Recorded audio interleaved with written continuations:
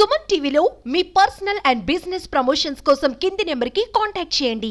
నిన్న చంద్రబాబు నాయుడు గారు అసెంబ్లీలో మన రాయలసీమకు హైకోర్టు బెంచ్ ఇస్తానని చెప్పి ప్రకటన చేయడం అనేది చాలా సంతోషకరంగా ఉంది. ఎందుకంటే రాయలసీమ ముఖ్యంగా బాగా వెనుకబడినటువంటి ప్రాంతం. గతంలోనే మన శ్రీబాగు ఒడంబడిక ప్రకారంగా మనకు ఎప్పుడో మనకు హైకోర్టే ఫుల్ ఫ్లెడ్జ్డ్ హైకోర్టే రావాల్సి ఉండే, కానీ కొన్ని కారణాల వలన ఆ రోజు ఇవ్వలేకపోయినారు. కానీ మన చంద్రబాబు నాయుడు గారు తన ఎన్నికల మేనిఫెస్టోలో పెట్టి ఖచ్చితంగా మేము అధికారంలోకి వస్తే హైకోర్టు బెంచ్ ఏర్పాటు చేస్తానని చెప్పి ఆయన చెప్పినటువంటి వాగ్దానాన్ని ఈరోజు నెరవేర్చుకునేందుకు ఆయన ప్రత్యేకంగా మేము ధన్యవాదాలు తెలుపుతున్నాం.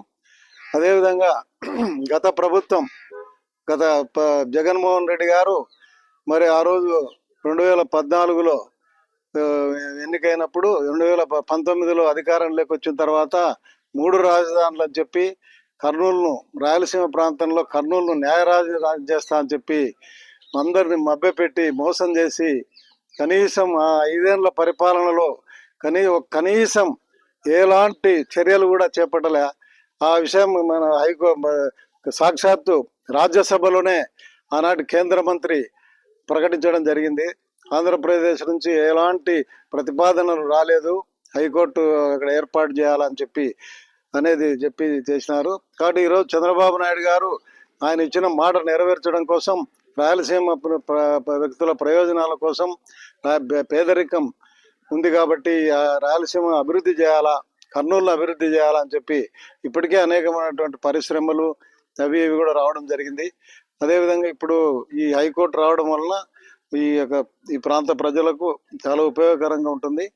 దగ్గర దూరంగా మనం అమరావతికి పోయి అమరావతిలో మన హైకోర్టు ఇప్పుడు ఎందుకంటే లిటిగేషన్ పెరిగిపోయింది, భూముల వాల్యుయేషన్స్ కూడా బాగా పెరిగినాయి కాబట్టి ప్రతి వ్యక్తి కూడా హైకోర్టు దాకా లిటిగేషన్ తీసుకుపోయే పరిస్థితులు ఈరోజు ఉన్నాయి. కాబట్టి ఇక్కడ కర్నూలులో హైకోర్టు పెట్టడం అనేది చాలా మంచి పరిణామం. ఇది మేము ప్రత్యేకంగా నారా చంద్రబాబు నాయుడు గారికి, అదేవిధంగా న్యాయశాఖ మంత్రి అయిన ఎన్ఎండి ఫరూక్ గారికి మేము ప్రత్యేకంగా ధన్యవాదాలు చెప్తున్నాను.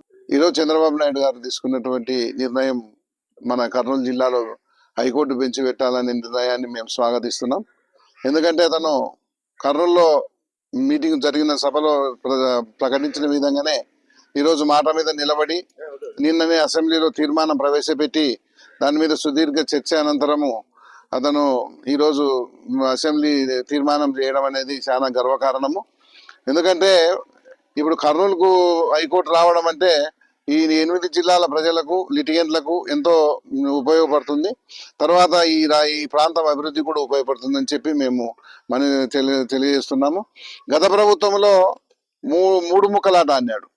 ఎందుకంటే 3 రాజధానులు అని చెప్పి అసెంబ్లీలో తీర్మానాలు చేసి న్యాయ రాజధాని అని చెప్పి ప్రకటించి ఒక పక్క న్యాయవాదుల ఉద్యమాలను ప్రోత్సహిస్తూ కూడా కనీసము ఒక లెటర్ రాయలేని దౌర్భాగ్య పరిస్థితుల్లో గత ప్రభుత్వంలో ఉండగా ఈరోజు ఎన్నో ఇబ్బందులకు లోనైనా సరే ఇచ్చిన మాట మీద నిలబెట్టుకుంటానని చెప్పి చంద్రబాబు నాయుడు గారు ఈ స్టెప్ తీసుకోవడం అనేది ఆనందదాయకం. ఎందుకంటే ఈ రోజుకే ఆయన ఇచ్చిన హామీలలో అనేక హామీలు అమలు చేస్తూ పోతున్నాడు. ఎందుకంటే మహిళలకు 3 సిలిండర్లు ఇస్తున్నాడు. తర్వాత వచ్చి రేపు భవిష్యత్తులో అనేక హామీలకు అమలు చేయడానికి సిద్ధపడుతున్న సందర్భంలో ఈరోజు ఈ రాయలసీమ వాసులకు చిరకాల కళ అయినటువంటి హైకోర్టును కూడా స్టెప్ ముందుకు పోవడం అనేది మేమందరం కూడా స్వాగతిస్తున్నాం. ఈ హైకోర్టు బెంచ్ని కర్నూలులో ఏర్పాటు చేయడం వల్ల మా పబ్లిక్ లిటిగెంట్స్కు అలాగే న్యాయవాదులకు కూడా చాలా శుభపరిణామం. తర్వాత మేము మా అసోసియేషన్ తరఫున చంద్రబాబు గారికి ప్రత్యేక ధన్యవాదాలు తెలియజేస్తున్నాం. అలాగే ఎన్ఎండి ఫరూక్ గారికి కూడా, న్యాయశాఖ మంత్రి గారికి కూడా ప్రత్యేక ధన్యవాదాలు మా ఆత్మకూరు బార్ అసోసియేషన్ తరఫున తెలియజేస్తున్నాం. బార్ అసోసియేషన్ మెంబర్ను, ఇదివరలో ఆత్మకూరు బార్ అసోసియేషన్ మాజీ అధ్యక్షుడిని. ముఖ్యంగా ఈరోజు మనము సుదీనం అని చెప్పాలా.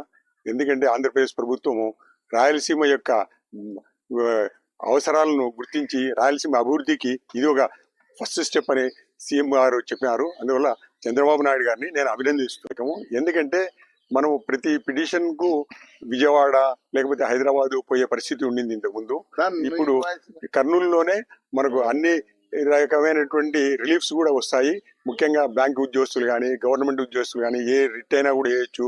ఏబిఎస్ కార్పస్ ఇక్కడ అన్ని సౌకర్యాలు అంటే మీ డివిజన్ బెంచ్ వరకు జరుగుతుంది కనుక మనకు చాలా మేలు, ఖర్చులు తక్కువ. తర్వాత కామన్ మ్యాన్ కూడా కోర్టుకు పోవచ్చు అనేటువంటిది నా ఉద్దేశం. అందువల్ల చాలా సంతోషం చెప్తున్నా.